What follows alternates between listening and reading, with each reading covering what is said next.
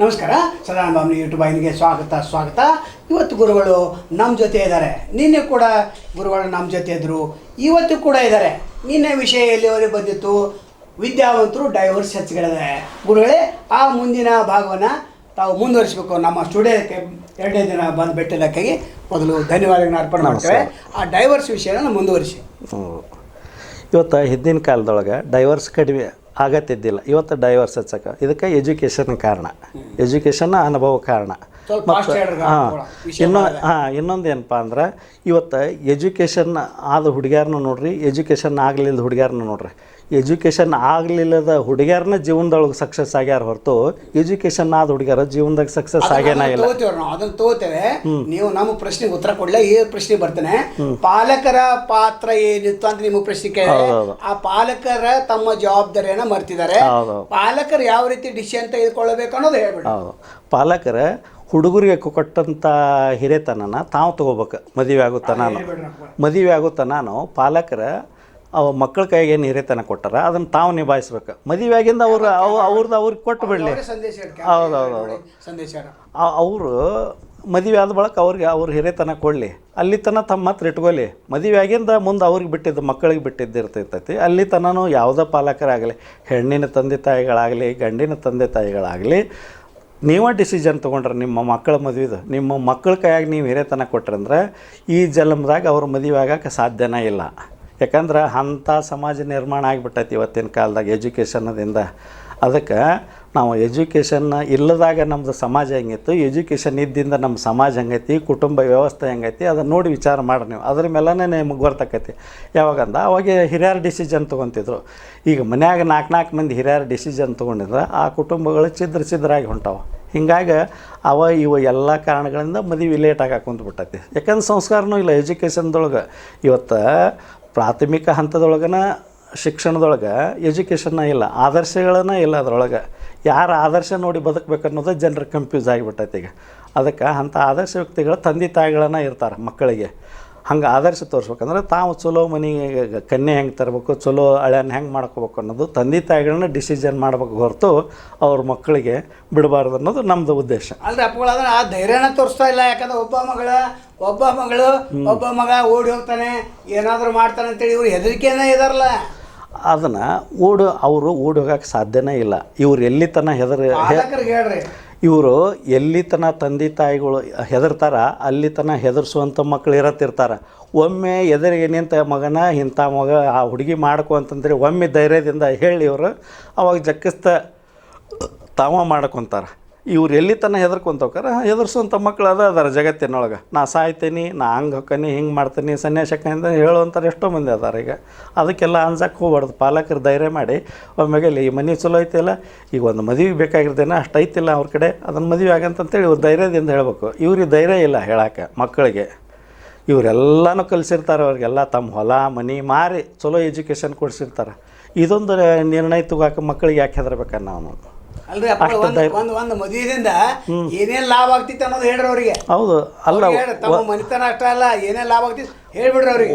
ಒಂದು ಮದುವೆಯಿಂದ ಸಮಾಜಕ್ಕೆ ಎಷ್ಟೋ ಮಂದಿ ಬದುಕ್ತಿರ್ತಾರೆ. ಒಂದು ಮದುವೆ ಆಗ್ತೈತೆ ಅಂದ ಒಬ್ಬ ಮದುವೆ ಬ್ರೋಕರ್ ಬದುಕ್ತಾನೆ, ಒಂದು ಬೆಂಡಬಾಜಿದಾರ ಬದುಕ್ತಾರೆ, ಒಂದು ಕೆಟ್ರಿಂಗ್ ಮಾಡವ ಬದುಕ್ತಾನೆ, ಒಬ್ಬರು ಊಟಕ್ಕೆ ನೀಡಾರ ಬದುಕ್ತಾರೆ, ಒಂದು ಕಲ್ಯಾಣ ಮಂಟಪದ ಮಾಲಕ ಬದುಕ್ತಾನೆ. ಅದರಿಂದ ಅದು ಎಷ್ಟೋ ಟ್ಯಾಕ್ಸಿಗಳದ ಎಷ್ಟೋ ಹೋಟೆಲ್ಗಳು ಜೀವನ ನಡೀತಾವೆ, ಎಷ್ಟೋ ಪ್ರಾಣಿ ಪಕ್ಷಿಗಳ ಹೊಟ್ಟೆ ತುಂಬ್ತಾವೆ ಒಬ್ಬ ಮದುವೆಯಿಂದ. ಇದೆಲ್ಲ ಸಮಾಜಕ್ಕೆ ಉಪಯೋಗ ಇರೋದ್ರಿಂದ ಮದುವೆ ಅನ್ನೋದು ಕಾನ್ಸೆಪ್ಟ್ ಮಾಡಿದ್ದನ್ನು ಅವತ್ತಿನ ಹಿಂದಿನ ಹಿರಿಯರು. ಇಲ್ಲಾತಂದ್ರೆ ಎಲ್ಲರೂ ಆಟ ಮದುವೆ ಆದ್ರೆ ಅದೇನು ಉಪಯೋಗ ಆಗಿಲ್ಲ. ಇದೆಲ್ಲ ಸಮಾಜಕ್ಕೆ ಉಪಯೋಗ ಐತಿ. ಸಮಾಜದಿಂದ ಸಮಾಜಕ್ಕೆ ಕೊಡುವಂಥದ್ದು ನಮ್ಮ ಮದುವೆನ. ಕ್ಯಾಮ್ರಾಮನ್ ಬದುಕ್ತಾನ, ನಂತರ ಯಾರೋ ಶೂಟಿಂಗ್ದಾರ ಎಲ್ಲರೂ, ಬಂಗಾರ ಅಂಗಡಿಯಾರು ಬದುಕ್ತಾರೆ, ಅರ್ಬಿ ಅಂಗಡಿಯಾರು ಬದುಕ್ತಾರೆ, ಎಲ್ಲರೂ ಬದುಕ್ತಾರೆ. ಮದುವೆಗೆ ಏನು ಉಪಯೋಗ ಇರ್ತಾವೋ ಈಗ ಡೈನಿಂಗ್ ಟೇಬಲ್ ಕೊಡ್ತಾರಂದ್ರೆ ಒಬ್ಬ ಫರ್ನಿಚರ್ಸ್ ಮಾಲಕ್ ಬದುಕ್ತಾನೆ. ಫ್ಯಾನ್ ಕೊಡ್ತಾನಪ್ಪ ಅಂದ್ರೆ ಒಬ್ಬ ಎಲೆಕ್ಟ್ರಿಕ್ ಅಂಗಡಿ ಅವಂಗೆ ಲಾಭ ಐತಿ. ಡೆಕೋರೇಷನ್ದ ಒಬ್ಬ ಪೆಂಡಾಲ್ ಹಾಕೋನ್ ಜೀವನ ನಡೀತಿರ್ತೈತಿ. ಎಷ್ಟೆಲ್ಲ ಯೋಜನೆಗಳದ ಒಂದು ಮದುವೆಯಿಂದ. ಅವ್ರಿಗೆಲ್ಲ ಮಾಡಿದ ಪುಣ್ಯನ ಆ ಮದುಮಕ್ಕಳಿಗೆ ದೊರಕೋದು. ಯಾಕಂದ್ರೆ ಇವನು ಒಬ್ಬವನಿಂದ ಅವರೆಲ್ಲ ಹೊಟ್ಟೆ ತುಂಬ್ತಿರ್ತಾವೆ. ಅವ್ರು ಹೊಟ್ಟೆದು ತುಂಬಿದ ಪುಣ್ಯನ ಇವಾಗ ದೊರಕೋದು. ಇವ್ರು ಯಾರು ಹೊಟ್ಟೆ ತುಂಬಲಿಲ್ಲ ಅಂತಂದ್ರೆ ನೀವು ಪುಣ್ಯ ಬಾ ಅಂದ್ರೆ ಪುಣ್ಯ ಬರೋಕ್ಕೆ ಸಾಧ್ಯನೇ ಇಲ್ಲ. ಯಾಕಂದ್ರೆ ಪಾಪ ಪುಣ್ಯ ಅನ್ನೋದು ಒಂದೆರಡು ಅಕೌಂಟ್ ಮನುಷ್ಯನ ಜೀವನದಾಗ ನಾವು ಪಾಪ ಮಾಡಿದ್ದು ಪಾಪದ ಅಕೌಂಟಿಗೆ ಹೋಗತಿ, ಪುಣ್ಯ ಮಾಡಿದ್ದು ಪುಣ್ಯದ ಅಕೌಂಟಿಗೆ ಜಮಾ ಹಾಕೊಂತ ಹೋಗ್ತೈತೆ. ಎಲ್ಲ ಅದ ಹೇಳಿದ್ನಲ್ಲ ರೀ, ಎಲ್ಲರ ಕೆಟ್ರಿಂಗ್ದವ್ದು ಹೇಳೀವಿ. ಸಮಾಜ ಕಾಳು ಕಡಿ ಅಂಗಡಿ ಈಗ ಊಟಕ್ಕೆ ಎಷ್ಟು ಆಹಾರ ಧಾನ್ಯಗಳಕ್ಕೋ ರೈತಗೂ ನೋಡ್ರಿ. ಈಗ ಕರಿಮೆ ಕೊತ್ತಂಬರಿ ತರಕಾರಿ ಹಿಡ್ಕೊಂಡು ಒಬ್ಬ ರೈತ ಬೆಳಿತಾನೆ. ಒಂದು ಮದುವೆಯಿಂದ ನಮ್ಮ ಸಮಾಜದೊಳಗೆ ಎಷ್ಟು ಕಾಯಕಗಳದಾವು, ಎಷ್ಟು ಕೃಷಿಗಳದಾವು, ಎಲ್ಲರಿಗೂ ಲಾಭ. ಇಂಥವ್ರಿಗೆ ಅದ್ರಾಗ ಲಾಭ ಇಲ್ಲನ ಹಂಗೇನೇ ಇಲ್ಲ. ಇವತ್ತು ಮಾಲಿ ಮಾಡ್ತಾನಪ್ಪ ಅಂದ್ರೆ ಒಬ್ಬ ಮುಸ್ಲಿಮ್ ಬೇರೆ ಮತದ ವ್ಯಕ್ತಿನೂ ಒಬ್ಬ ಮಾಲಿ ಮಾಡ್ತಾನೆ ನಮ್ಮ ಧರ್ಮಕ್ಕಪ್ಪ ಅಂದ್ರೆ ಅವನು ಬದುಕ್ತಾನೆ ಇವತ್ತು. ಅಂದ್ರೆ ಎಲ್ಲ ಧರ್ಮದವರು ಎಲ್ಲ ಪಂಗಡದವರು ಬದುಕು ಮಾಡೋದನ್ನ ಮದುವೆ.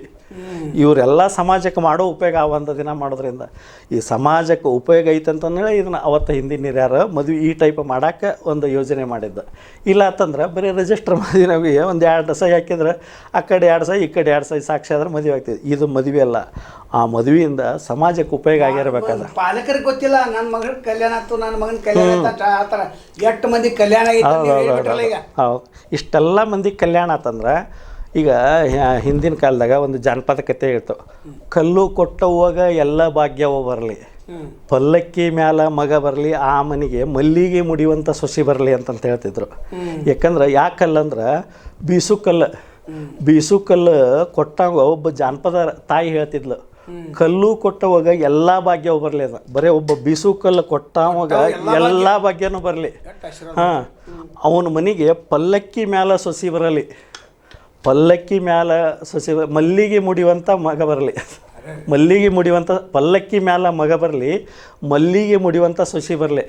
ಹಿಂಗೆ ಒಬ್ಬ ಬಿಸುಕಲ್ಲಿ ಕೊಟ್ಟವಾಗ ಒಬ್ಬ ತಾಯಿ ಹಳ್ಳಿ ಹೆಣ್ಮಗಳು ಹರಿಸ್ತಿದ್ಲು. ಮತ್ತು ಇಷ್ಟೆಲ್ಲ ಸಮಾಜಕ್ಕೆ ಕೊಟ್ಟಾರಂದ್ರೆ ಈ ಸಮಾಜದ ಆಶೀರ್ವಾದ ಅವರಿಬ್ಬರು ದಂಪತಿಗಳ ಸಲ್ಲತೈತೆ. ಮತ್ತು ಎಷ್ಟು ಸಲ್ಬೋದು ಹೇಳ್ರಿ. ಬರೀ ಬಿಸುಕಲ್ಲಿ ಕೊಟ್ಟವಾಗ ಒಬ್ಬ ತಾಯಿ ಎಷ್ಟು ಹರಿಸ್ತಾಳಂದ್ರೆ ಇದಕ್ಕಿಂತ ಹೆಚ್ಚಿನ ಎಲ್ಲ ಸಮಾಜಕ್ಕೂ ಉಪಯೋಗ ಆಗಿರ್ತೈತಿ ಒಂದು ಮದುವೆ ಅಂದ್ರೆ. ಇವರೆಲ್ಲರೂ ಹರಿಸ್ದಾಗನ ಮದುವೆ ಆಗಿರ್ತೈತಿ ಅದು ಆಶೀರ್ವಾದದಿಂದ. ಮತ್ತು ಅದು ಚಲೋ ಸಂಸಾರ ಆಗ್ತೈತಿಲ್ರಿ. ಅದೆಲ್ಲ ಅವ್ರ ಆಶೀರ್ವಾದ ಅವ್ರಿಗೆ ಇರ್ತೈತೆ. ಅದಕ್ಕೆ ಇವೇನೋ ತಪ್ಪ ಮಾಡಿದ್ರು ಎಲ್ಲ ಸಮಾಜ ಅವನ್ನ ಹರಿಸ್ತಿರ್ತೈತಿ. ಇವು ಕೆಟ್ಟ ಮಾಡ್ಯಾನಂತಂತೇಳಿ ಯಾರು ಕೆಟ್ಟ ಅಕ್ಕಿ ಕಾಳು ಹೋಗಂಗಿಲ್ಲ. ಅಲ್ಲಿ ಎಲ್ಲರೂ ಚಲೋ ಆಗಿಲ್ಲ ಅಂದ್ರೆ ಹಾದಿ ಹೋಗೋವನು ಬಂದು ಇವತ್ತು ಅಕ್ಕಿ ಕಾಳು ಹೋಗೋದು ಹೋಗಿ ಊಟ ಮಾಡ್ಕೊಂಡು ಹೋಗ್ತಾನೆ. ಅಕ್ಕಿ ಕಾಳು ಮತ್ತು ಪಕ್ಷಿಗಳಿಗೆ ಹೋಗ್ತೀವಿ. ಆ ಅಕ್ಕಿ ಕಾಳು ಬಿದ್ದು ಪ್ರಾಣಿ ಪಕ್ಷಿಗಳು ತಿಂದು ಅವು ಹೊಟ್ಟೆ ತುಂಬ್ಕೊಂತಾರ. ಹೂವಾಗೈತಾರಲ್ಲ ಅದಕ್ಕೇನು ಮಾಡಾರ? ಈಗ ಹೂವನ್ನಾದರೂ ಹಂಗೆ ಕೊಡಂಗಿಲ್ಲ ಯಾರಾದರೂ, ಹೌದಿಲ್ಲ? ಹೂವಾದರೂ ರೊಕ್ಕ ಕೊಟ್ಟನೇ ತರೋದು, ಅಕ್ಕಿ ತಂದ್ರೂ ರೊಕ್ಕ ಕೊಟ್ಟ ತರೋದು. ಹೂವು ಎಲ್ಲರೂ ಬಿದ್ದು ತುಳಿದು ಉಳಿದು ಹೋಗ್ಬಿಡ್ತಾವೆ. ರೊಕ್ಕನ ವೇಷ್ಟ. ಈಗ ಒಂದು 10,000 ರೂಪಾಯಿ ಹೂವು ತಂದಾರಂದ್ರು 10,000 ರೂಪಾಯಿ ವೇಷ್ಟ. ಅದು 10,000 ರೂಪಾಯಿ ಅಕ್ಕಿ ಕಾಳು ತಂದರೂ ಪ್ರಾಣಿ ಪಕ್ಷಿಗಳೆಲ್ಲ ತಿಂದು ಅವು ಪ್ರಾಣಿ ಪಕ್ಷಿಗಳ ಸತ ಹರಿಸ್ತಾವೆ. ಇವತ್ತು ನಾವು ಹೊಟ್ಟೆ ತುಂಬ ತಿಂದಿವಪ್ಪ ಅನ್ನೋದು ಅವಕ್ಕೂ ಋಣ ಇರ್ತೈತಿ. ಮತ್ತೆ ಟ್ಯಾಕ್ಸಿದವನು ಮರ್ತಾರೆ. ನಂತರ ಒಂದು ಮದುವೆ ಮರ್ತೀರಿ ನೀವು ಸಮಾಜದೊಳಗೆ ಬಾಂಡಿಕೊಂಡು ತರ್ತಿರ್ತಾರಲ್ಲ ಎಲ್ಲ ಬಾಂಡೆದಾಗ ಮರ್ತಿರಲ್ಲ ನೀವು. ಎಲ್ಲ ಯಾರನ್ನೂ ಮರ್ತಿಲ್ಲ. ಸಮಾಜಕ್ಕೆ ಒಂದು ಮದುವೆಗೆ ಏನು ಐಟಮ್ ಬೇಕು ಅವನ್ನ ಏನು ಸಪ್ಲೈ ಮಾಡ್ತಾರಲ್ಲ ಅವನ್ನ ಸಪ್ಲೈ ಮಂದಿ ಇವನು ಒಂದು ಮದುವೆಯಿಂದ ಹೊಟ್ಟೆ ತುಂಬಿಸ್ಕೊಂಡು ಹೌದು ಅಲ್ಲ ಆಶೀರ್ವಾದ ಕೊಡವ್ರೆ.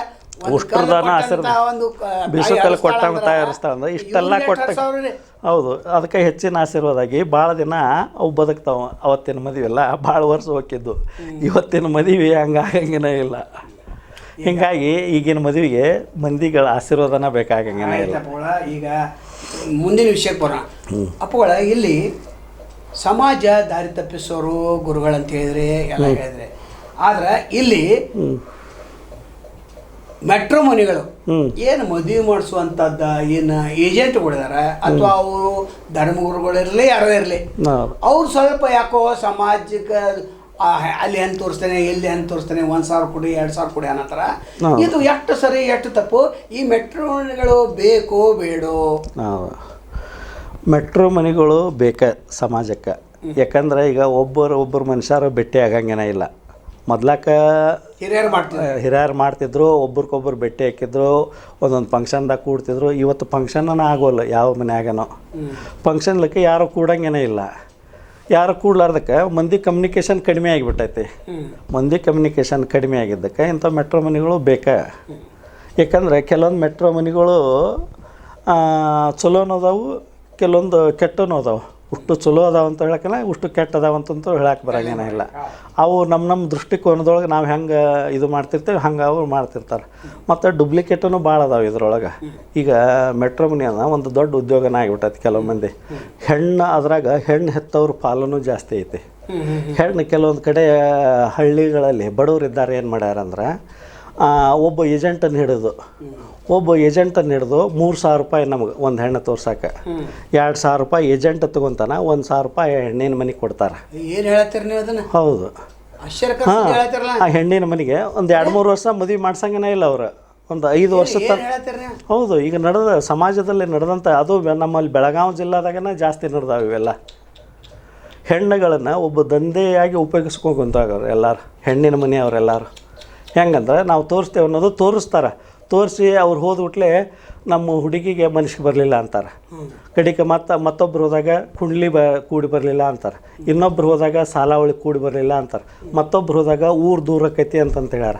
ಇನ್ನೊಬ್ರು ಹೋದಾಗ ನಮ್ಗೆ ಗೌರ್ಮೆಂಟ್ ನೌಕರಿದಾರ ಬೇಕಂತ ಹೇಳ್ತಾರೆ. ಇನ್ನು ಕವಲು ಕೇಳ್ತೇವೆ ಅಂತಂತ ಕೇಳಿದಾಗ 18 ಗುಣ ಕೇಳ್ತೇವೆ ಅಂತ, ಇನ್ನೊಮ್ಮೆ ಕೇಳಿದಾಗ ರಕ್ತ ಗುಣ. ಹೌದೌದು. ಇನ್ನೊಮ್ಮೆ ಕೇಳಿದಾಗ 18 ಬೇಡ ನಮಗೆ 32 ಗುಣ ಬೇಕಂತ. ಏನು ಗುಣಗಳು ಏನ್ರಿ ಅಪ್ಪಳ, ಏನು ಗುಣಗಳವ? ಮನುಷ್ಯನಲ್ಲಿ ಗುಣಗಳಿರ್ಬೇಕು ಹೊರತು ಆ ಗುಣಗಳನ್ಕ ನೋಡಂಗೇನೇ ಇಲ್ಲ. ಈಗ ಅದ್ರ ಗುಣಗಳ ಸರಿ ಇಲ್ಲ ಅಂತ ಇವನ್ ಗುಣಗಳು ಸರಿ ಇಲ್ಲ ಅಂದ್ರೆ ಏನು ಮಾಡೋದು? ಹುಡುಗಿ ಗುಣಗಳ ಸರಿ ಇಲ್ಲ ಅಂತಂದ್ರೆ ಆ ಪಂಚಾಂಗದ ಗುಣಗಳು ತೊಗೊಂಡು ಏನು ಮಾಡೋದು ಇರ್ತೈತಿ?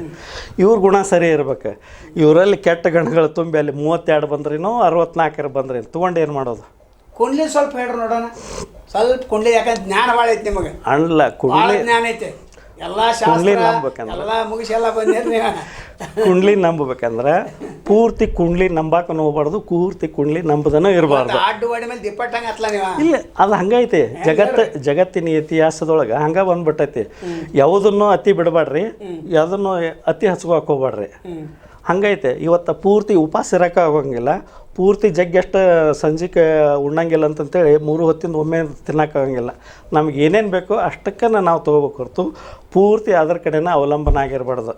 ಜ್ಯೋತಿಷ್ಯನ ಪೂರ್ತಿ ಅವನ್ನ ಇದು ಮಾಡ್ತೈತೆ ಅನ್ನಕ್ಕೂ ಆಗಂಗಿಲ್ಲ, ಪೂರ್ತಿ ಅವನ್ನ ಬಿಡ್ತಾನೆ ಅನ್ನಕ್ಕೂ ಆಗಂಗಿಲ್ಲ. ನಿಮ್ಗೆ ಎಷ್ಟು ಬೇಕೋ ಅಷ್ಟು ತೊಗೊಂಡೋಗ್ರಿ.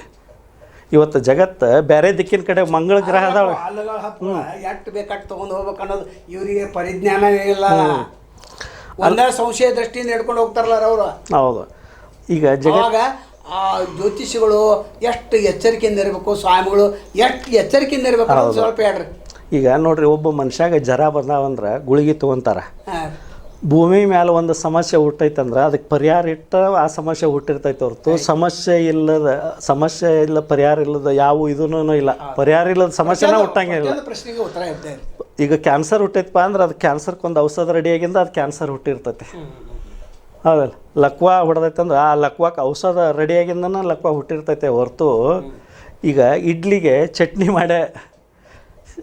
ಮಾಡೇ ಇಡ್ಲಿ ಮಾಡ್ತಾರೆ ಯಾರಾದರೂ. ಅಲ್ಲ, ಕುಂಡ್ಲಿ ವಿಷಯನ ಹಿಂಗೆ ಹೇಳಕ್ಕಂತಾನೆ. ಕುಂಡ್ಲಿ ರೆಡಿ ಆಗ್ಬೇಕಂದ್ರೆ ಅದಕ್ಕೆ ಪರಿಹಾರ ಇಟ್ಕೊಂಡನ ಕುಂಡ್ಲಿ ಹುಟ್ಟಿರ್ತೈತಿ. ಈಗ ಕುಂಡ್ಲಿ ಒಳಗೆ ಮಂಗಳ ದೋಷ ಅಂತಾರೆ. 1, 4, 7, 11 ಇಂಥ ಮನೆಯೊಳಗೆ ಮಂಗಳ ಗ್ರಹ ಅಲ್ಲ. ಅವ್ರು ತಲೆ ಕೆಡಿಸ್ಕೋದು ಬೇಕಾಗಿಲ್ಲ. ತಿಳುವಳಿಕಿದ್ದ ಅದ್ರ ಬಗ್ಗೆ ತಿಳುವಳಿಕಿದ್ದಾರೆ ತಿಳ್ಕೊಂತಾರೆ, ಅದ್ರ ಬಗ್ಗೆ ನಾಲೆಜ್ ಇದ್ದಾರೆ ತಿಳ್ಕೊಂತಾರೆ. ಅವ್ರಿಗೆ ಬರ್ತಕ್ಕಂಥ ನಾವು 90% ಉಲ್ಟಾ ತಿಳ್ಕೊತಾರಲ್ಲ. ಈಗ ಅದಕ್ಕೆ ಕುಂಡ್ಲಿ ಒಳಗೆ ಮಂಗಳ ದೋಷ ಐತಿ ಅಂತಂತೇಳಿ ತಿಳ್ಕೊತಾರೆ. ಅದು ಒಳ್ಳೇದ್ರ ಇವ್ರು ಕೆಟ್ಟದಾಗಿ ತಿಳ್ಕೊತಾರ್ರಿ, ಒಳ್ಳೇದದ ನಮ್ಮ ಪ್ರಕಾರ. ಮತ್ತೆ ಅದು ಒಳ್ಳೇದನ ಇರ್ತೈತಿ. ಆದ್ರೆ ಇವ್ರ ಜನರು ಯಾರೋ ಒಬ್ರು ತಲೆಯಾಗಿ ಇವ್ರು ತುಂಬಿ ಬಿಟ್ಟಿರ್ತಾರೆ. ಮಂಗಳ ದೋಷ ಇದ್ರೆ ಹಂಗಾಕತಿ ಹಿಂಗಾಕತಿ, ಸರ್ಪ ದೋಷ ಇದ್ರೆ ಹಿಂಗಾಕತಿ ಹಂಗಾಕತಿ. ಇವಕ್ಕೆಲ್ಲ ಪರಿಹಾರ ಅದಾವು. ಅವಕ್ಕೊಂದು ಕೆಲವೊಂದು ಪುಣ್ಯಕ್ಷೇತ್ರಗಳದಾವು. ಅಲ್ಲಿ ಹೋಗಿ ಪೂಜೆ ಮಾಡ್ಸ್ಕೊಂಡು ಬಂದ್ಬಿಟ್ರೆ ಇವು ಪರಿಹಾರ ಆಗೇ ಬಿಡ್ತಿರ್ತಾವೆ. ನಾನು ಒಂದು ಸೂತ್ರ ಹೇಳ್ತಾನಪ್ಪ, ನಿಮಗ ಪ್ರಶ್ನೆ ಕೇಳ್ತಾನೆ. ಈಗ ಅರಿಶಿನ ಹಚ್ತಿರ್ತಾರ, ಅರಿಶಿನ ಸುತ್ತಮುತ್ತ ದಾರ ಕಟ್ತಿರ್ತಾರ.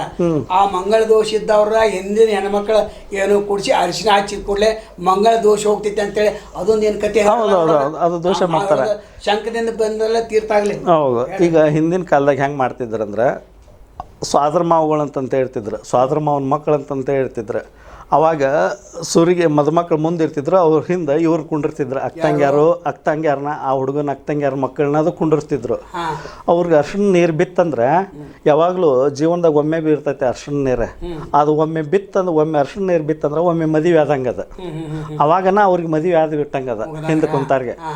ಅದದ್ದು ಮಂಗಳ ದೋಷ ಹೋಗಿಬಿಡ್ತೈತೆ. ಬಗಾನ ಅದು ಮಂಗಳ ದೋಷ ಇತ್ತಂದ್ರೆ ಅದು ಅರ್ಶಿಣ ನೀರು ಬಿತ್ತಂದ್ರೆ ಮಂಗಳ ದೋಷ ಹೋಗಿಬಿಡ್ತೈತೆ ಅದು.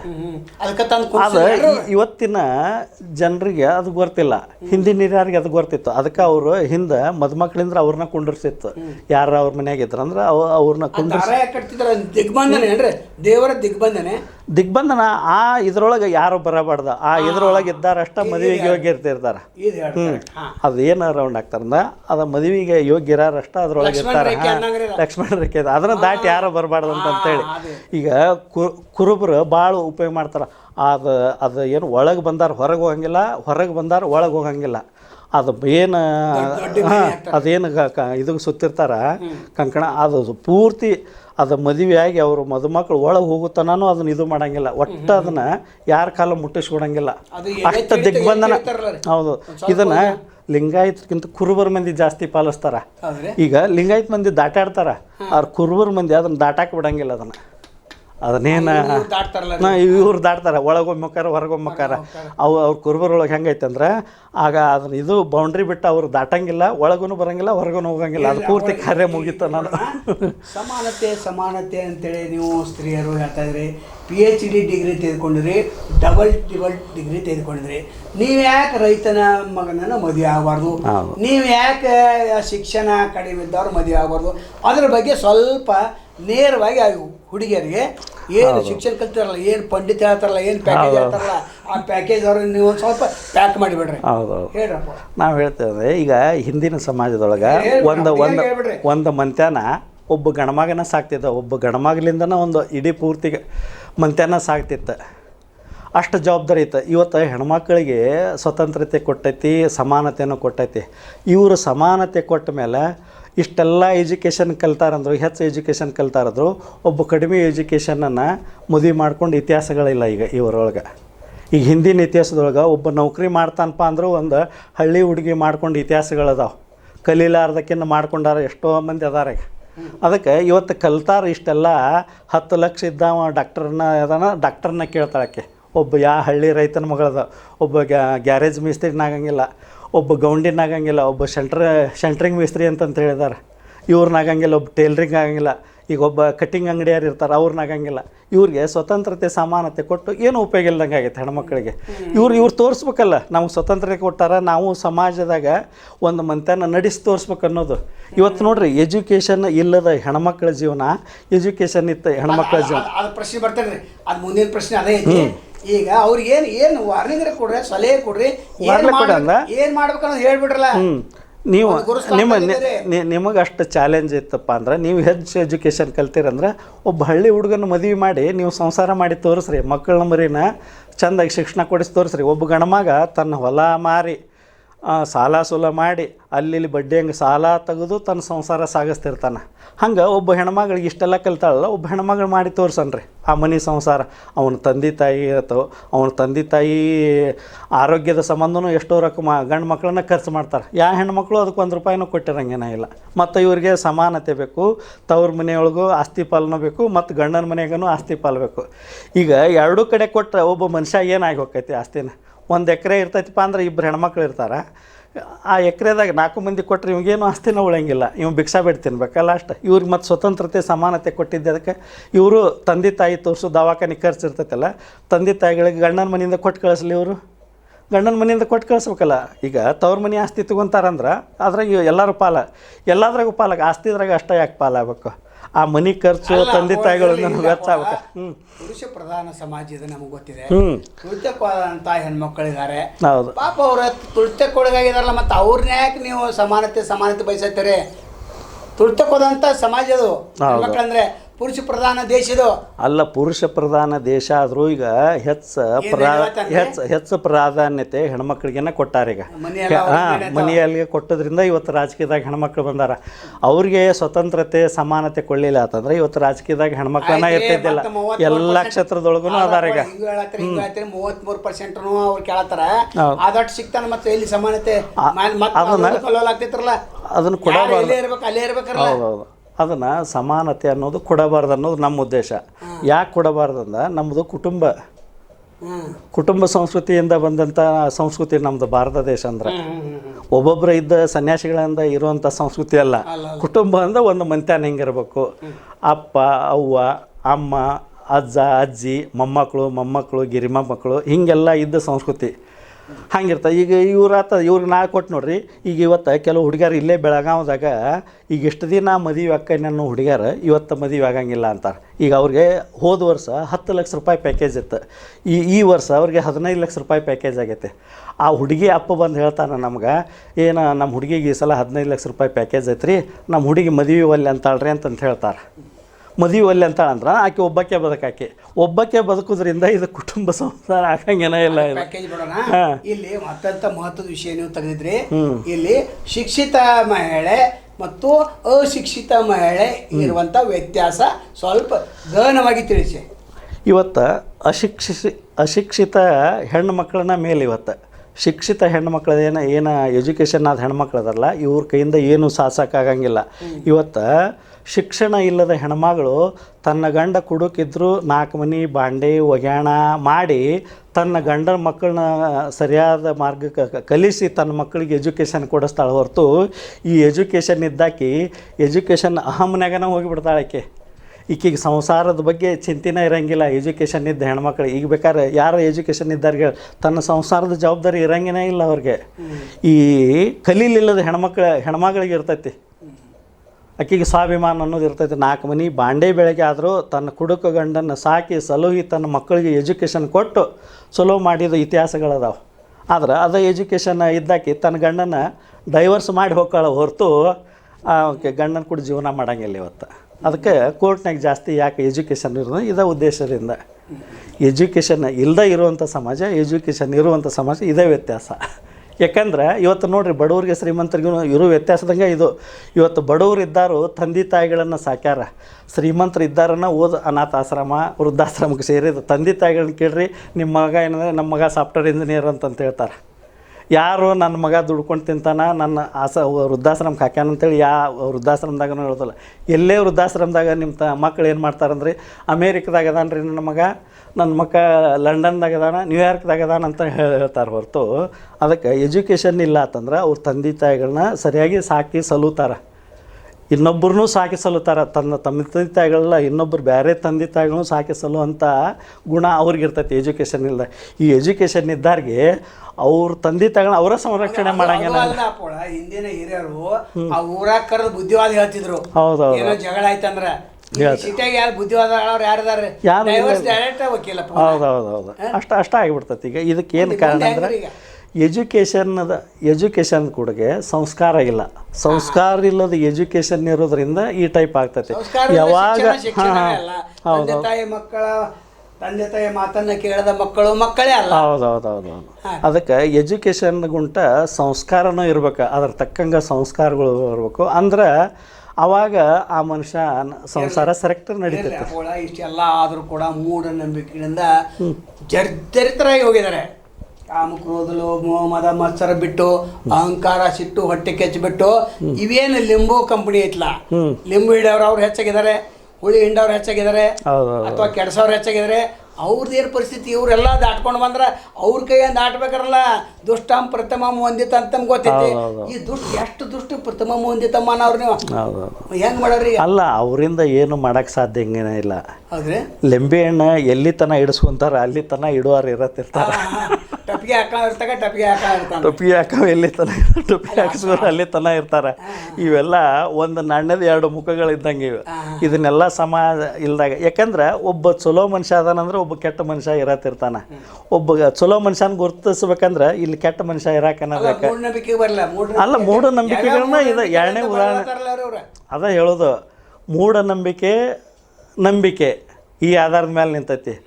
ನಂಬುವವ್ರನ್ನೂ ಅರ್ಧ ಅದಾರ, ನಂಬಲಾರ್ದವ್ರನ್ನೂ ಅರ್ಧ ಅದಾರ. ಇವರಿಬ್ಬರು ಜಗತ್ತಿರುವಂಟ ಬಂದಿದ್ದು ಇವನೇ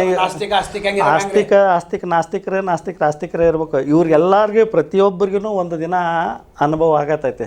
ಅನುಭವ ಆದಾಗ ಅವ್ರಿಗೆ ಗೊತ್ತಾಕೈತಿ ಲಿಂಬೆ ಹಣ್ಣು ಸುಳ್ಳು ಕರೇನು ಅನ್ನೋದು ಇವ್ರಿಗೆ ಒಂದಿನ ಜ್ಞಾನ ಬರತ್ತಿರ್ತೈತಿ. ಯಾಕಂದ್ರೆ ಸ್ವಾಮಿ ವಿವೇಕಾನಂದರಿಗೇನು ಮೊದ್ಲಕ್ಕೆ ನಾಸ್ತಿಕರಿದ್ರು ಅವರು. ರಾಮಕೃಷ್ಣ ಪರಮಹಂಸರು ಯಾವಾಗ ಅವರ ನರೇಂದ್ರ ಅನ್ನೋ ಹೆಸರನ್ನ ತಲೆ ಮೇಲೆ ಹಸ್ತ ಇಟ್ಟು ಅವಾಗ ದೇವ್ರನ್ನ ತೋರಿಸಿದ್ರು, ಅವನೊಳಗೆ ದೇವ್ರನ್ನ ತೋರಿಸಿದ್ರು. ಇನ್ನು ಮುಂದೆ ನೀ ಕಾಣ್ಕೊ ಅಂತ ಹೇಳಿದ್ರು ವಿವೇಕಾನಂದರಿಗೆ. ಅವಾಗ್ಲಿಂದ ದೇವ್ರು ತನ್ನೊಳಗನ ಹುಡುಕಕ್ಕೆ ಚಾಲು ಮಾಡಿದ್ರು ವಿವೇಕಾನಂದ್ರ. ಹಂಗೆ ಒಬ್ಬ ಆಸ್ತಿಕ ಮಾಡುವಂಥ ಕಾಲ ಬರ್ತೈತಿ ಪ್ರತಿಯೊಬ್ಬರಿಗೂ. ಇದು ಲಿಂಬೆಹಣ್ಣ ಇದು ಕೆಟ್ಟ ಚಲೋ ಅನ್ನೋ ಕಾಲ ಒಬ್ಬರು ಒಂದು ಕಾಲಕ್ಕೆ ಅವ್ಗೆ ತೋರಿಸಿ ಯಾರಾದರೂ ಒಬ್ರು ಕೊಡತ್ತಿರ್ತಾರೆ. ಹಿಂದಿನ ಸ್ವಾಮಿಗಳಿಗೆ ಏನೇನು ಸ್ವಲ್ಪ ಶಕ್ತಿನೇ ಇಲ್ಲ.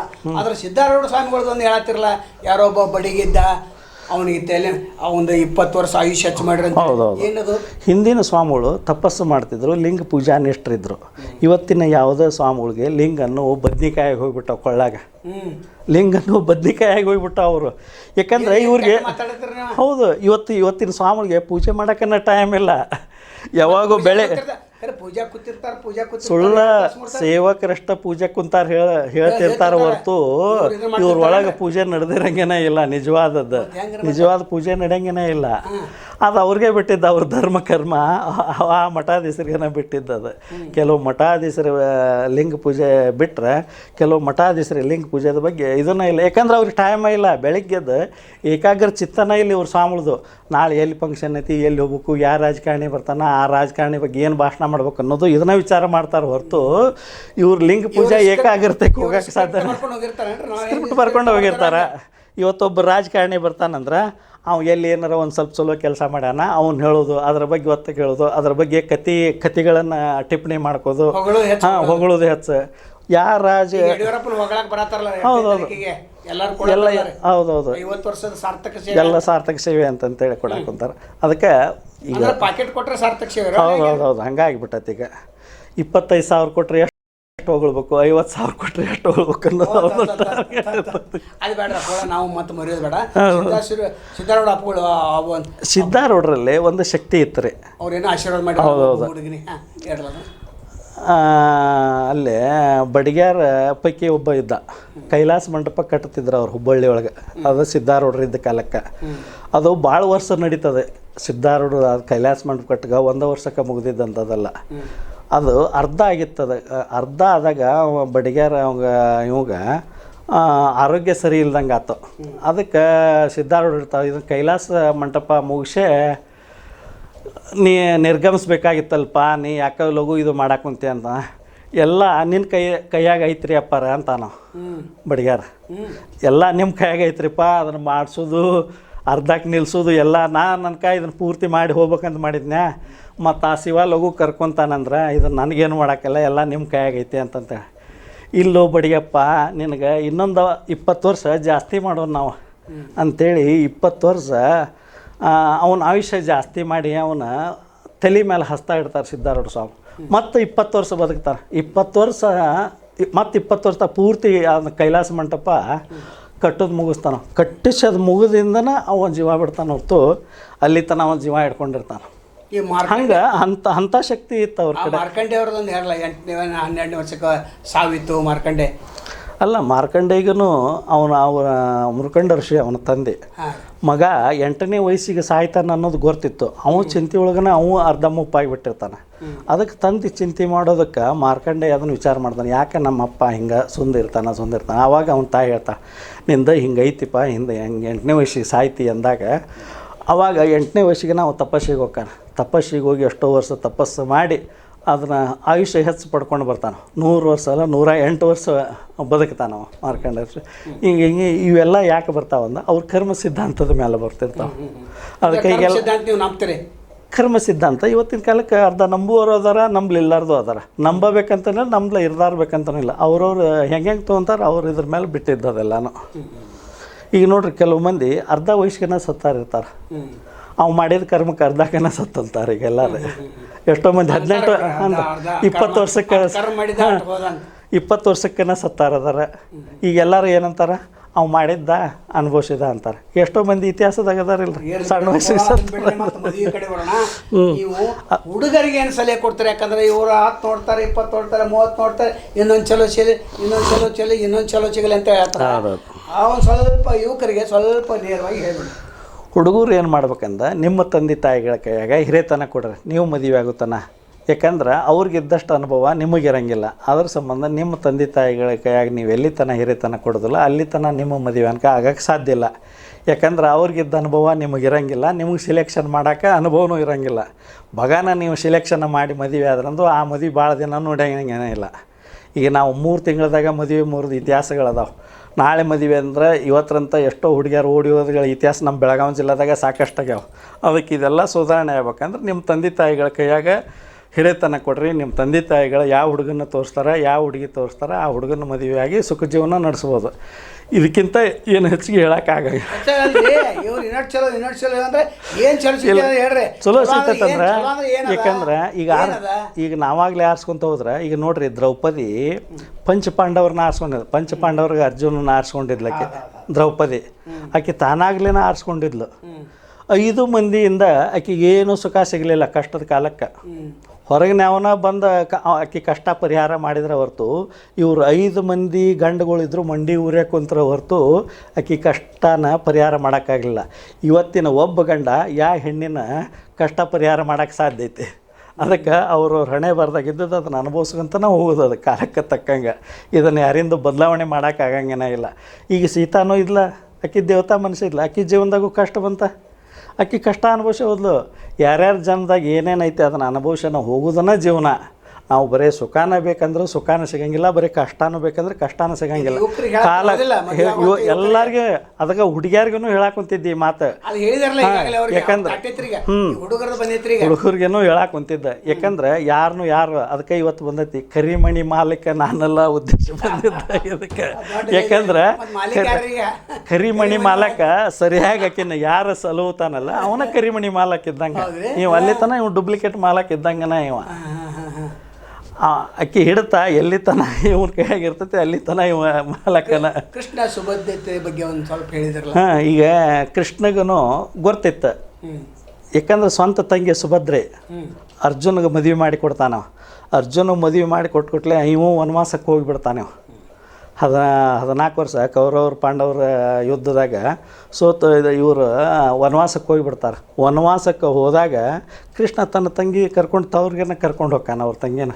ಅವತ್ತು ನಡೆದಂಥನ ಘಟನೆ ಅವು. ಕೃಷ್ಣಗೆ ಗೊತ್ತಿದ್ರು ಯಾಕೆ ಕೊಟ್ಟಾನಂದ್ರೆ ಆ ಕಷ್ಟ ಅವ್ರು ಅನುಭವಿಸಬೇಕು. ಅನುಭವಿಸೋದಾಗನ ಅದು ನಿಜವಾದದ್ದು ಕಷ್ಟಗಳು ಗೊತ್ತಾಗ. ಇವತ್ತು ನೋಡ್ರಿ ಆಪರೇಷನ್ ಆಗಿ ಡಿಲಿವರಿ ಆಗಿದ್ದಕ್ಕೂ ನಾರ್ಮಲ್ ಡಿಲಿವರಿ ಆದ ಮಕ್ಕಳಿಗೂ ಭಾರಿ ವ್ಯತ್ಯಾಸ ಈ ಆಪರೇಷನ್ ಆದದ್ದಕ್ಕೂ ಮಂದ ಬುದ್ಧಿನ ಇರ್ತೈತಿ. ಯಾಕಂದ್ರೆ ಅವು ನೋವು ತಿಂದಿರೋದಿಲ್ಲ. ನೋವು ತಿಂದಿರೋದಿಲ್ಲ. ಹೌದೌದು. ಯಾಕಂದ್ರೆ ಒಂದು ಹೆಣ್ಣು ಕೋದು ಹೊರಗೆ ತೆಗೆದು ಬಿಡ್ತಾರೆ. ಒಂದು ಹೆಣ್ಣಿನ ಯೋನಿಯೊಳಗೆ ಅದನ್ನು ಏನು ನೋವು ಅನುಭವಿಸಿ ಆ ಕೂಸು ಹೊರಗೆ ಬರ್ತೈತೋ ಅವಾಗ ಅದಕ್ಕೆ ಜಗತ್ತಿನ ಮುಂದೆ ನೋವು ಐತೆನೋ ಗೊತ್ತಕ್ಕೈತೆ ಅವಾಗ. ಯಾಕಂದ್ರೆ ಹುಟ್ಟುತನ ನೋವು ಉಂಡು ಬಂದಿದ್ದು ನನಗೆ ಸಾಯಿತನ ನೋವು ಇರ್ತೈತೆ ಅನ್ನೋದು ಅವಾಗನೇ ಅದು ತಿಳ್ಕೊತೈತೆ. ಕೃಷ್ಣ ಸುಭದ್ರತೆ ಹೌದು. ಅದೇ ಇದೇ ಟೈಪ್ ಆಗಿದ್ದದ. ಅವಾಗ ಗೊತ್ತಿರ್ತೈತಿ ಈಕೆ ಮುಂದೆ ಕಷ್ಟ ಬರೋದಿದ್ದನ್ನ ಕೊಟ್ಟಿರ್ತಾನ. ಯಾಕಂದ್ರೆ ಕಷ್ಟ ಅನುಭವಿಸೋದು ಗೊತ್ತಿರತೈತಿ. ಯಾಕಂದ್ರೆ ಕಷ್ಟ ಸುಖ ಇವು ಒಂದು ನಾಣ್ಯದ 2 ಮುಖ ಇದ್ದಂಗೆ. ಇದು ಬೇಕಾ ಇದನ್ನು ಬಿಡಕ್ಕೂ ಬರೋಂಗಿಲ್ಲ, ಇದನ್ನು ಹಿಡ್ಯಾಕೂ ಬರೋಂಗಿಲ್ಲ. 2 ಜೀವನದಾಗ ಬಂದಾಗನೇ ಕಷ್ಟ ಸುಖದ ಅನುಭವ ಗೊತ್ತಾಗೋದು. ಸುದೀರ್ಘವಾಗಿ ಮಾತಾಡ್ರಿ ಗುರುಗಳೇ. 3ನೇ ದಿವಸಕ್ಕೆ ನಾವು ಕಾಲಿಡೋಣ. 3ನೇ ದಿವಸದ ಯಾವ ರೀತಿ ವಿಚಾರ ಇದೆ ನಾನು ನಿಮ್ಮ ಜೊತೆ ಹಂಚ್ಕೋತೇನೆ. ನಮ್ಮ ಜೊತೆ ಸುದೀರ್ಘವಾಗಿ ಮಾತಾಡಿದರೆ ಅದರ 2ನೇ ಎಪಿಸೋಡಲ್ಲಿ ನಿಮ್ಮ ಹೆಸರು, ಫೋನ್ ನಂಬರ, ಎಲ್ಲಿರ್ತೀರಿ, ನಿಮಗೆ ಯಾರು ಭೇಟಿ ಆಗ್ಬೇಕು, ಹೆಂಗೆ ಭೇಟಿ ಆಗ್ಬೇಕು, ಯಾವ್ಯಾವ ಟೈಪ್ ಮದುವೆ ಮಾಡ್ತೀರಿ, ಸ್ವಲ್ಪ ಒಂದು 5 ನಿಮಿಷ ಹೇಳ್ಬಿಡಿ. ಹೇಳ್ತೇನೆ ನಾನು. ನಮ್ಮದು ಶಂಕರ ಹಿರೇಮಠ ಅಂತೇಳಿ ಇಲ್ಲೇ ಮಹಾಂತೇಶ್ ನಗರದಾಗ ಸರ್ವಧರ್ಮ ಓದುವರಿಕೆ ಕೇಂದ್ರ ಮಾಹಿತಿ ಕೇಂದ್ರ ಐತಿ. ಸಾಯಿ ಸಂಭ್ರಮ್ ಹೋಟೆಲ್ ಫಸ್ಟ್ ಮಹಾಂತೇಶ್ ನಗರ ಬಸ್ ಸ್ಟಾಪಿಗೆ ನಮ್ಮದು ಆಫೀಸ್ ಇರೋದು.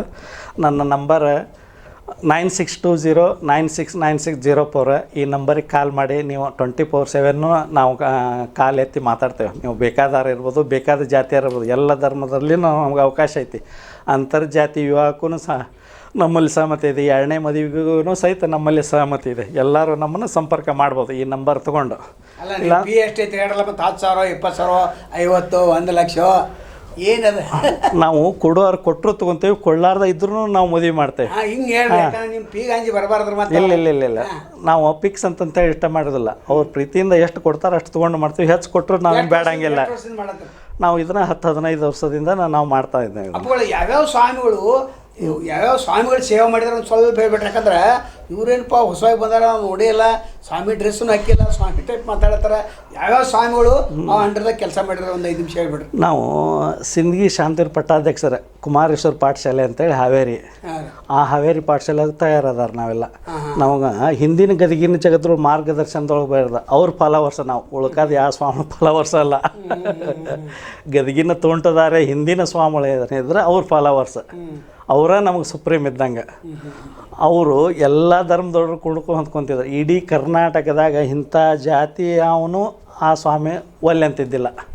ಅಂಥ ಸ್ವಾಮಿಗಳ ಕಡೆ ನಾವು ಬೆಳೆದು ಬಂದವರು. ಅವ್ರ ಫಾಲೋವರ್ಸ ಹೊರತು. ಅದಕ್ಕೆ ನಾವು ಸಮಾಜದಾಗ ಎಲ್ಲ ಧರ್ಮದವರು ಕೂಡ ಹೋದೇವಿ. ಎಲ್ಲ ಧರ್ಮದ ನಮ್ಮಲ್ಲಿ ಬಸವ ತತ್ವದವ್ರನ್ನ ಹಿಡ್ಕೊಂಡು ಎಲ್ಲ ತತ್ವದವ್ರೂ ಬರ್ತಾರೆ. ಹೀಗಾಗಿ ನಾವು ಎಲ್ಲ ಧರ್ಮದವ್ರನ್ನೂ ಒಳಗೊಂಡು ನಾವು ಗದಗಿನ ಜಗದೊಳು ಮಾರ್ಗದರ್ಶನ ಹೆಂಗಿತ್ತು ಅದೇ ಟೈಪನ್ನು ನಾವು ಈಗಾದರೂ ಜೀವನ ಮಾಡ್ತಿರ್ತೇವೆ. ಈಗ ಮಂದಿಗಾದರೂ ಅದನ್ನು ಹೇಳ್ತೇವೆ, ಅದನ್ನು ಹೇಳ್ತಿರ್ತೇವೆ ನಾವು. ಅವ್ರದ್ದೇನು ಮಾರ್ಗದರ್ಶನ ಇತ್ತು ಅದ ಮಾರ್ಗದ. ಈಗ ನಾವು ವೈದಿಕರು, ನಾವು ಪುರೋಹಿತರು. ನಮಗೆ ಗದಗಿನ ಅಜ್ಜಾರ ಒಂದು ಮಾತು ಹೇಳ್ತಿದ್ರೆ, ನೀವು ಪುರೋಹಿತರಂದ್ರೆ ಒಂದು ಹೋಟೆಲ್ ಸರ್ವರ್ ಹೆಂಗಿರ್ತಾರ ಹಂಗಿರ್ಬೇಕು ನೀವು ಅಂತಂತ ಹೇಳ್ತಿದ್ದಾರೆ ನಮಗೆ. ಅವ್ರು ನಮ್ಮ ಕೂಡ ನಾವು ಅವ್ರ ಕೂಡ ಎಲ್ಲ ಸೇವೆ ಮಾಡಿ ಅಡ್ಡಾಡ್ಕೊತ ಇದ್ದ. ನಮ್ಗೆ ಹೇಳ್ತಿದ್ರು ಅವರು, ಪುರೋಹಿತರು ಹೆಂಗಿರ್ಬೇಕಂದ್ರೆ ಒಬ್ಬ ಸರ್ವರ್ ಇವತ್ತೊಬ್ಬವ ಇಡ್ಲಿ ವಡೆ ಕೇಳ್ತಾನಂದ್ರೆ ಇಡ್ಲಿ ವಡೆನ ಸರ್ವರ್ ಮಾಡ್ಬೇಕು. ಹಂಗೆ ನಾವು ಎಲ್ಲಿ ಮಂತ್ರಗಳನ್ನು ಹೇಳಿ ಮದುವೆ ಮಾಡಬೇಕು ಅಲ್ಲಿ ಮಂತ್ರಗಳನ್ನು ಹೇಳಿ ಮದುವೆ ಮಾಡ್ತೇವೆ. ಎಲ್ಲಿ ವಚನ ಹೇಳಿ ವಚನಾಭಿಷೇಕ ಮಾಡಂತಾರೆ ಅಲ್ಲಿ ವಚನಾಭಿಷೇಕ ಮಾಡ್ತೇವೆ. ಎಲ್ಲಿ ರುದ್ರ ಹೇಳಿ ರುದ್ರಾಭಿಷೇಕ ಮಾಡಂತಾರೆ ಎಲ್ಲಿ ರುದ್ರಾಭಿಷೇಕ ಮಾಡ್ತೇವೆ. ನಮ್ಗೆ ಎಲ್ಲಾನು ಬೇಕಾ ನಮ್ಗೆ. 2-3 ಶ್ಲೋಕ ಹೇಳ್ರಿ, ಮತ್ತು ನೀವೆಲ್ಲ ಮಾಡ್ತೇವೆ ಅಂತ ಹೇಳಿ ಶ್ಲೋಕ ಹೇಳ್ರಿ ನೋಡೋಣ. ಇದು ಶ್ಲೋಕ ಶಾಸ್ತ್ರ ಬಿಟ್ಟು ಈ ಕಡೆ ಯಾಕೆ ಬಂದ್ರೆ ಅಂತ ಎಲ್ಲ ದೊಡ್ಡ ಪ್ರಾಫಿಟ್ ಇತ್ರಲ್ಲ ಅಲ್ಲಿ. ಇಲ್ಲ ಐತಿ. ಇವತ್ತಿನ ಕಾಲ ಎಲ್ಲದಕ್ಕೂ ವಿರೋಧ ಮಾಡ್ತೈತಿ. ಈ ಕಡೆ ವೈದಿಕರನ್ನ ವಿರೋಧಿಸುವಂಥದ್ದು ಗುಂಪು ಐತಿ, ಈ ಕಡೆ ಬಸವ ತತ್ವ ವಿರೋಧಿಸುವಂಥ ಗುಂಪೂ ಐತಿ. ಈ ಕಡೆ ಬೇರೆ ಬೇರೆ ತತ್ವಗಳು ಸಾಕಷ್ಟು ಅದಾವೆ ನಮ್ಮಲ್ಲಿ. ಮತ್ತೆಲ್ಲ ಹೆಂಚಿಗಿರಿ ಸಂಪ್ರದಾಯ ಅಂತಂತೆ, ವೇದಾಂತ ಸಿದ್ಧಾಂತ ತತ್ವ, ಸಿದ್ಧಾರೂಢ ತತ್ವನ ಬೇರೆ, ಶಿವಾನಂದ ಮಠಗಳ ತತ್ವನ ಬೇರೆ, ಎಲ್ಲ ತತ್ವಗಳು ಇರೋದ್ರಿಂದ ನಾವು ಎಲ್ಲ ತತ್ವಗಳು ನಮಗೆ ಬೇಕಂತಂತೇಳಿ ಆ ತತ್ವಗಳನ್ನ ಅಷ್ಟಕ್ಕನಕ್ಕೆ ಇಟ್ಬಿಟ್ಟಿರ್ತೇವೆ ನಾವು. ಅದಕ್ಕೆ ಅವು ಅಡ್ಡ ಪಲ್ಲಕ್ಕಿ ಉದ್ದು ಪಲ್ಲಕ್ಕಿ ನಾವು ಅವನ್ನ ತಲೆ ಕೆಡಿಸ್ಕೊಂಗೇನಿಲ್ಲ. ಅವ್ರವ್ರ ಬುದ್ಧಿ ಮಟ್ಟಕ್ಕೆ ಬಿಟ್ಟಿದ್ದಾವೆಲ್ಲ. ನಮಗೆ ಎಲ್ಲ ಧರ್ಮದವ್ರು ಬೇಕು, ಎಲ್ಲ ಜನನೂ ಬೇಕು. ಹಿಂಗೆ ಎಲ್ಲರನ್ನೂ ವಿರೋಧ ಮಾಡ್ತೇವೆ, ಎಲ್ಲರನ್ನೂ ಪ್ರೀತಿಸ್ತೇವೆ ನಾವು. ಯಾರು ಕೆಟ್ಟ ಮಾಡ್ತಾರೆ ಅವ್ರನ್ನ ವಿರೋಧ ಮಾಡ್ತೇವೆ, ಯಾರು ಚಲೋರು ಮಾಡ್ತೇವೆ ಅವ್ರನ್ನ ಪ್ರೀತಿಸ್ತಿರ್ತೇವೆ. ಧರ್ಮವನ್ನೇ ಭಾಳ ಪ್ರೀತಿ ಮಾಡ್ತಾರೆ ಅಂತ ನಾವು ನಿಮ್ಮ ನೋಡಿದಾಗ ಗೊತ್ತಾಗೈತೆ. ಸನಾತನ ಧರ್ಮದ ಯಾಕಂದ್ರೆ ಅದು ಫೌಂಡೇಶನ್ ಏನಂದ್ರೆ ಆ ಧರ್ಮದ ಮೇಲೆ ಎಲ್ಲ ಧರ್ಮಗಳು ಹುಟ್ಟಿದ್ದು. ಈಗ ಭೂಮಿನೇ ಇಲ್ಲ ಅಂತಂದ್ರೆ ಭೂಮಿ ಮೇಲೆ ಏನು ಬೆಳೆಯೋಕ್ಕೆ ಸಾಧ್ಯ ಇಲ್ಲ. ಸನಾತನ ಧರ್ಮ ಅಂದ್ರೆ ಅದು ಭೂಮಿ. ಆ ಭೂಮಿ ಮೇಲೆ ಭೂಮಿಗೆ ಮಿಕ್ಕಿದಂಥ ಬಂಗಾರ ಬೆಳೆದೈತಿ. ಭೂಮಿಗಿಂತ ಹೆಚ್ಚೈತಿಲ್ಲ ಅದಕ್ಕೆ ರೇಟ್ ಬಂಗಾರ. ಹಂಗೆ ಎಲ್ಲ ಧರ್ಮಗಳು ಆ ಭೂಮಿ ಮೇಲೆ ಹುಟ್ಟ್ಯಾವು. ಮೇನ್ ಧರ್ಮ ಅಂದ್ರೆ ಅದು ಸನಾತನ ಧರ್ಮ. ಸನಾತನ ಧರ್ಮದಿಂದ ಎಲ್ಲನೂ ಹುಟ್ಟಿದ್ದು. ಹೀಗಾಗಿ ಯಾವ ಧರ್ಮನೂ ಉತ್ತಮ ಅಲ್ಲ, ಯಾವ ಧರ್ಮನೂ ಕೀಳಲ್ಲ. ಎಲ್ಲ ಧರ್ಮಗಳು ಒಂದೇ ಭೂಮಿ ಮೇಲೆ ಹುಟ್ಟಿದ ಬಳಕ ಎಲ್ಲ ಧರ್ಮಗಳನ್ನು ಪ್ರೀತಿಸಬೇಕು, ಎಲ್ಲ ಧರ್ಮದವ್ರನ್ನೂ ಪ್ರೀತಿಸಬೇಕು. ನಾವು ನಮ್ಮ ಧರ್ಮದಾಗಿದ್ದು ಇನ್ನೊಂದು ಧರ್ಮದವ್ರನ್ನೂ ಟೀಕಿಸಬಾರ್ದು, ಇನ್ನೊಂದು ಧರ್ಮದವರು ನಮ್ಮ ಧರ್ಮದವ್ರನ್ನ ಟೀಕಿಸಬಾರ್ದು. ಎಲ್ಲ ಧರ್ಮಗಳು ಒಂದೇ ಭೂಮಿ ಮೇಲೆ. ಇಲ್ಲಿ ಜಾತಿ ಇರೋವು ಹೆಣ್ಣು ಜಾತಿ ಗಂಡು ಜಾತಿ ಒಂದ. ಈಗ ನೋಡಿ ಇವ್ರು ಬಸವ ತತ್ವದವರು ಮೊದ್ಲಾಕಿ ಇವರ ಜಾತಿ ಬಿಟ್ಟಿಲ್ಲ. ಇವರು ಪಂಚಮ ಸಲ್ಯಾರ್ ಬಣಜ್ಗೇರ್ ಅಂತಂತ ಯಾಕೆ ಹೇಳ್ಬೇಕು. ಇವ್ರ ಜಾತಿ ಬಿಡ್ರಿ ನೀವು. ಜಾತಿ ಬಿಟ್ಟು ಬರ್ರಿ ನೀವು. ಜಾತಿ ಬಿಟ್ಟು ಮದುವೆ ಮಾಡಿಸ್ರಿ.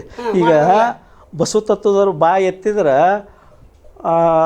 ಬಪ್ಪನು ನಮ್ಮ ಅಪ್ಪನು ನಮ್ಮ ಮಾದಾರ ಚೆನ್ನಯ್ಯ, ಬಪ್ಪನು ನಮ್ಮ ಡೋಹರ ಕಕ್ಕಯ್ಯ ಅಂತ ಹೇಳ್ತಾರೆ. ಇವರು ಒಬ್ಬರು ಡೋಹರ ಕಕ್ಕಯ್ಯನ ಮನೆ ಸೊಸೆ ಮಾಡ್ಕೊಂಡಾರ. ಇವರು ಮಾದಾರ ಚೆನ್ನಯ್ಯನ ಮನೆ ಮಾದಾರ ಚೆನ್ನಯ್ಯನ ಮನೆ ಹಳೆಯನ್ನ ಯಾರು ಮಾಡ್ಕೊಂಡಾರ. ಇವರು ಯಾರ ಇತಿಹಾಸದಾಗ ತೋರ್ಸನ್ರಿ. ಇವರೆಲ್ಲರೂ ಬಸವ ತತ್ವದ ಮುಖಂಡ್ರದ್ರೆ ಒಬ್ಬರು ತಳಗಿನ ಜಾತಿ ಮಕ್ಕಳನ್ನ ಸೊಸೆ ಮಾಡ್ಕೊಂಡಿಲ್ಲ, ಹಳೆಗಳನ್ನ ಮಾಡ್ಕೊಂಡಿಲ್ಲ. ಆದರೂ ಬಸವ ತತ್ವ ಹೇಳಿದ್ಬಿಟ್ಟಿಲ್ಲ. ಬಾಯಿ ತೆಗೆದ್ರೆ ವಚನ ಹೇಳ್ತಿರ್ತಾರೆ. ನಮಗೆ ಇದನ್ನು ಹೇಳ್ಬೇಡ್ರಿ. ಮೊದ್ಲಾಕೆ ನೀವು ಜೀವನದಾಗ ಅಳವಡಿಸ್ಕೋರಿ. ಬರ್ರಿ ಬೇಕಾದ್ರೆ ನಾ ಅಂತರ್ಜಾತಿ ವಿವಾಹ ಮಾಡೀನಿ, ನಾ ತೋರಿಸ್ತಾನೆ. ಬೇಕಾದ್ರೆ ನೀವು ನಿಮ್ಮ ಮನ್ಯಾಗ ಅಂತರ್ಜಾತಿ ಮಾಡಿದ್ರೆ ತೋರಿಸ್ರಿ ಅಂತ ನಾ ಪಕ್ಕ ಚಾಲೆಂಜ್ ಮಾಡ್ತಾನೆ. ನೀವು ಬಸವ ತತ್ವದಾರ ನಿಮ್ಮ ಮನ್ಯಾಗ ಹಳೆಯನ್ನ ದಲಿತರನ್ನ ತಂದಿರ ನೀವು. ಸೊಸಿನ ದಲಿತರ ಮಕ್ಕಳು ತಂದಿರ ದಲಿತರ ಬಗ್ಗೆ ನೀವು ಮಾತಾಡ್ತಾರೆ. ದಲಿತರ ಮ್ಯಾಲೆ ಎತ್ತಬೇಕು, ದಲಿತರ ಮ್ಯಾಲೆ ಎತ್ತಬೇಕು, ದಲಿತರನ್ನ ಮ್ಯಾಲೆ ದಲಿತ ನಮ್ಮ ಅಂತಾರಲ್ಲ ಬರೀ ಇವು ವಚನದಾಗ ಅಷ್ಟ ಇವ ನಮ್ಮವ. ಈಗ ಹೋಗಿ ದಲಿತರ ನುಡ್ಗಿ ಮಾಡ್ಕೊನೆ ಅವ್ರು ನಮ್ಮವ್ರಲ್ರಿ ಅವರು ಅಂತಾರ. ಇಂಪಾರ್ಟೆಂಟ್ ಅಂತಂದ್ರೆ ಕಳಬೇಡ ಕೊಲೆಬೇಡ ಹುಷಿಯ ನುಡಿಯಲು ಬೇಡ ಮುನಿಯ ಬೇಡ ಅನ್ನರಿಗೆ ಸಪಡಬೇಡ ತನ್ನ ಬನ್ನಿಸಬೇಡ ಇದ್ರೆ ಎಳೆಯಲು ಬೇಡ ಇದೆ ಅಂತರಂಗ ಸುದ್ದಿ ಇದೇ ಬರಂಗ ಸುದ್ದಿ ಇದೇ ನಮ್ಮ ಕೂಡಲ ಸಂಗನ ಚರಣ ಸುಪರಿ. ಹೌದು ಅಂದ್ರೆ ಪರಿಪಾಲನೆ ಮಾಡ್ತಾರೆ ಅವ್ರು ಯಾರು ಪರಿಪಾಲನೆ ಮಾಡೋದು ಯಾಕೆ ಮಾಡಂಗಿಲ್ಲ ಅವ್ರ? ಹೌದು. ಮತ್ತು ಆ ವಚನ ಯಾಕೆ ಅನ್ಬೇಕು ಅದನ್ನ? ಧಾರವಾಡದ ಮಹಾನ್ ತಪ್ಪುಗಳನ್ನು ಒಮ್ಮೆ ಹೇಳ್ತಿದ್ರು ನಮ್ಗೆ. ನಾವು ಸಣ್ಣಾರಿದ್ದ ಕಾಲಕ್ಕೆ ನಮ್ಮ ದೀಕ್ಷೆ ಧಾರವಾಡ ಮುರುಘಾ ಮಠದಾಗ ಆಗಿದ್ದ. ಧಾರವಾಡ ಮಹಾನ್ ತಪ್ಪುಗಳು ಕಳಬೇಡ ಕೊಲಬೇಡ ಅನ್ನೋ ವಚನ ಇದೇನು 7 ಸಾಲಿನ ಹಂತ ಐತಿ. ಇದ್ರಾಗ ನಮ್ಮ ಪೂರ ಸಂವಿಧಾನನ ಅಡಗೈತಿ. ಸಪ್ತಸೂತ್ರ. ಹಾಂ, ಇದೇನು ಪೂರ್ತಿ ಸಂವಿಧಾನ ಏನೈತಿ, ಎಷ್ಟು ಆ್ಯಕ್ಟ್ ಅದಾವು, ಬರೀ ಇದು ಒಂದು ವಚನದಾಗನೇ ಅಡಗೈತಿ. ಇದು ಒಂದು ವಚನನ ನಮಗೆ ಪಾಲ್ಸೋಕ್ಕಾಗವಲ್ದು. ಇನ್ನು 1400 1500 ವಚನಗಳು, 14,000-15,000 ವಚನಗಳು ಅದಾವೆ. ಅವನ್ನ ನಾವು ಯಾವಾಗ ಪಾಲ್ಸೋಕ್ಕಾಕೈತಿ? ಅದಕ್ಕೆ ನಮಗೆ ಪಾಲ್ಸೋಕ್ಕಾಗಂಗಿಲ್ಲ ಅಂತಂತೇಳಿ ಅವತ್ತನೇ ಹೇಳ್ತೇವೆ. ನಾವು ಹೇಳ್ತೇವೆ ಹೊರತು ನಮಗೆ ಪಾಲ್ಸೋಕ್ಕಾಗಂಗಿಲ್ಲ. ನಮಗೆ ಸನ್ಯಾಸಿಗಳೇನ ಪಾಲ್ಸೋಕ್ಕಾಗಂಗಿಲ್ಲ. ಯಾಕಂದ್ರೆ ಇವತ್ತಿನ ವಾತಾವರಣ, ಕಲಿಯುಗದ ವಾತಾವರಣನ ಬೇರೆ ಐತಿ. ಹಿಂದಿನ ಸ್ವಾಮಿಗಳಿಗಿನ ಜನಸಂಖ್ಯೆ ಕಡಿಮೆ ಇತ್ತು, ಎಲ್ಲ ಕಡಿಮೆ ಹೇಳ್ತಿದ್ರು, ತಿಳ್ಕೊತಿದ್ರು. ಇವತ್ತು ಪ್ರಶ್ನೆ ಮಾಡೋವಂಥರ ಜಾಸ್ತಿ ಆಗಿಬಿಟ್ಟಾರ. ಪ್ರಶ್ನೆ ಮಾಡೋವಂಥರ ಜಾಸ್ತಿ ಆಗಿಬಿಟ್ರೆ ಅಂದ್ಬಿಟ್ಲೆ ಇವತ್ತು ನಮ್ಗೆ ಯಾರಿಗೂ ಈ ವಚನನ ನಮ್ಗೆ ಪಾಲ್ಸೋಕ್ಕಾಗಂಗಿಲ್ಲ ಅಂತಿದ್ರು. ಅದಕ್ಕೆ ಹಿಂಗಾಗಿ ಅವರು ಜಾಸ್ತಿ ಇದ್ರ ಬಗ್ಗೆ ತಲೆ ಕೆಡಿಸ್ಕೊತಿದ್ದಿಲ್ಲ. ಈಗ ಇತ್ತಿತ್ತಲಾಗ ಏನೈತಿ, ಇದೇನು ಹೊಸ ತಳಿ ಬಂದೈತಿ ಯಂಗ್ಸ್ಟಾರು, ಇವ್ರಿಗೆ ಇತಿಹಾಸಗಳು ಗೊತ್ತಿಲ್ಲ. ಇವ್ರಿಗೆ ಬರೀ ಬಸವಣ್ಣವ್ರ ವಚನಗಳನ್ನು ಹೇಳೇ ಭಾಷಣ ಮಾಡಕ್ಕೆ ಕಲ್ತು ಬಿಟ್ಟಾರ. ಬಸವಣ್ಣವ್ರ ವಚನಗಳು ಹೇಳಿದ್ರೆ ಬರೀ ವಚನ ಭಾಷಣ ಅಷ್ಟೇ. ಹಾಂ, ಈಗ ಪ್ರತಿಯೊಬ್ಬ ಸಣ್ಣ ಹುಡುಗನ ಕೊಡ್ರಿ ನೀವು ತಿಳುವಳಿಕೆ, 1 ತಿಂಗಳ ಟ್ರೈನಿಂಗ್ ಕೊಡ್ರಿ. ಅವು ದೊಡ್ಡ ದೊಡ್ಡ ಭಾಷಣಕಾರ ಅದಾರ. 10-15 ವರ್ಷದ ಹುಡುಗರು ಈ ಸ್ವಾಮಿಗಿಂತ ಹೆಚ್ಚಿನ ಭಾಷಣ ಮಾಡೋಂಗೆ ಅದಾರ ಬಸವಣ್ಣವ್ರ ವಚನದ ಮೇಲೆ. ಅದಕ್ಕೆ ನಮ್ದೇನ ಬರೀ ವಚನ ಹೇಳ್ಕೊತ ಹೋಗಕ್ಕೆ ಹೋಗ್ಬೇಡ್ರಿ. ಆ ವಚನನ ಒಂದಿಷ್ಟರ ಅನುಭವಕ್ಕೆ ತೊಗೊಂಬರ್ರಿ, ಅವನ ಆಚರಣೆಗೆ ತೊಗೊಂಬರ್ರಿ. ಆಚರಣೆಗೆ ತಂದ್ರೆ ಅದ್ರ ಪ್ರಚಾರಕ್ಕೈತಿ. ಈಗ ಇವು ಬಸವ ತತ್ವದಾರ ಏನು ಮಾಡಾಕುಂತಾರಂದ್ರೆ, ಇವರು ಎದುರಿಗಿನ ಅಪೋಸಿಟ್ ಪಾರ್ಟಿ ಅಪಪ್ರಚಾರ ಮಾಡೋದ್ರಾಗ ಹೊತ್ತುಗಳದು ಬಿಟ್ಟಾರ. ಇವರು ತಮ್ಮ ಬಸವ ತತ್ವ ಪ್ರಚಾರ ಬಿಟ್ಟಾರ. ಇದನ್ನು ವಿರೋಧ ಮಾಡಾರ ಅಪಪ್ರಚಾರನ ಜಾಸ್ತಿ ಮಾಡ್ಕೊಂತ ಹೊಂಟುಬಿಟ್ಟ. ನೀವೇ ಕಿತ್ತಿದ್ರಿ, ನಿಮ್ಮ ತನ ಸಂತೈಸ್ಕೊಳ್ಳಿ, ನಿಮ್ಮ ಮನವ ಸಂತೈಸ್ಕೊಳ್ಳಿ. ಇವ್ರು ಯಾವಾಗ ಇವ್ರ ಮನಸ್ಸನ್ನು ಸಂತೈಸ್ಕೊಳ್ಳೋವ್ರೆ? ಇವ್ರು ಸಂತೈಸ್ಕೊಳಂಗಿಲ್ಲ. ಇನ್ನೊಟ್ಟು ಅದು ಹಿಡಿಸಿ ಕೈ ಬಿಡ್ತಾರ ಹೊರತು ಇವ್ರು ಸಂತೋಷಕ್ಕೆ ಈಗ ಆಗಂಗಿಲ್ಲ. ಈಗ 800 ವರ್ಷ ತೊಗೊಂಡ್ರು ಏನು ಸುಧಾರಣೆ ಮಾಡ್ಯಾರ ಹೇಳ್ರಿ? 900 ವರ್ಷ ಆಯ್ತು. ಇವ್ರು ಯಾರಪ್ಪ ಅಲ್ಸಿದ ಇತಿಹಾಸಗಳದಾವ ಹೇಳ್ರಿ? ಬರೀ ಬಸವಣ್ಣಂದು ಇದುವರೆಗೆ 800 ವರ್ಷ ತನೂ ಇದನ್ನು ಹೇಳ್ಕೊತ ಬಂದರು. ಅವ್ರ ಪಾಲನೆ ಮಾಡ್ಕೊತ ಬಂದಾರ. ಯಾರು ವಂಶಾವಳಿ ಇರ್ಬೇಕಲ್ಲ. ಇದನ್ನು ನಾವು ಬಸವ ತತ್ವ ಇದನ್ನು ಪಾಲಿಸ್ಕೊತ ಬಂದೇವಿ. ಇವ್ರದ್ದು ಇತಿಹಾಸ ಉಳ್ದೈತಿಪ್ಪ. ಈಗ ಅತನೀಶ್ವರಗಳದ್ದು ಒಂದು ಇತಿಹಾಸ ಐತಿ ಅಲ್ರಿ, ಮುರುಗೋಡು ಮಾಂತಪ್ಪಗಳದ್ದು ಒಂದು ಇತಿಹಾಸ ಐತಿ, ಗದಗಿನ ತೋಂಟದಾರಿ ಸ್ವಾಮಿಗಳದ್ದು ಒಂದು ಇತಿಹಾಸ ಐತಿ, ಹಾನಗಲ್ ಕುಮಾರ ಸ್ವಾಮಿಗಳದ್ದು ಒಂದು ಇತಿಹಾಸ ಐತಿ. ಹಿಂಗೆ ಇವರೆಲ್ಲ ಬಸವಣ್ಣ ಇವ್ರ ಇತಿಹಾಸ ಏನಿದೆ ಉಳ್ದೈತಿ ಹೇಳ್ರಿ? ಈಗೇನು ಬಸವ ತತ್ವ ಪ್ರಚಾರ ಅಂತಂತ ಹೇಳೋಣ, ಇವ್ರ ಇತಿಹಾಸ ಉಳಿಸ್ಲಿ. ಬರೀ ಇನ್ನೊಬ್ಬರ ಇತಿಹಾಸ ಹೇಳ್ಕೊತ ಹೋಗೋದಲ್ಲ. ಇತಿಹಾಸ ತಾವೊಂದು ಇತಿಹಾಸ ಸೃಷ್ಟಿ ಮಾಡಿ ತೋರಿಸ್ಲಿ. ಹಾಂ, ತನ್ನ ಇತಿಹಾಸ ಸೃಷ್ಟಿ ಮಾಡಿ ತೋರಿಸ್ಲಿ. ಅವ್ರು ನಡೆದಾನಲ್ಲ, ಇವು ನಡೆದು ತೋರಿಸ್ಲಿ ಸಮಾಜಕ್ಕೆ. ಇವಂದು ಹೆಸರು ಉಳಿದು ಬಿಡ್ತೈತಿ. ಯಾರ ಪರ ಅಲ್ಲ, ಯಾರ ವಿರುದ್ಧನಲ್ಲ, ಯಾವ ತತ್ವದ ಪದನ ವಿರುದ್ಧನಲ್ಲ, ಯಾವ ಧರ್ಮ ಗುರುನು ವಿರುದ್ಧ ಅಲ್ಲ ಅಂತ ತಿಳ್ಕೊರಿ. ಗುರುಗಳೇ, 2ನೇ ದಿವಸಕ್ಕೆ ನೀವು ಬಂದಿರಿ, 3ನೇ ದಿವಸಕ್ಕೆ ನಿಮ್ಮನ್ನು ಕರೆಸ್ತೆ ನಮ್ಮ ಜೊತೆ ಸುದೀರ್ಘವಾಗಿ ಮಾತಾಡ್ತಕ್ಕಂಥ ತಮಗೆ ಧನ್ಯವಾದಗಳು. ನಮಸ್ಕಾರ.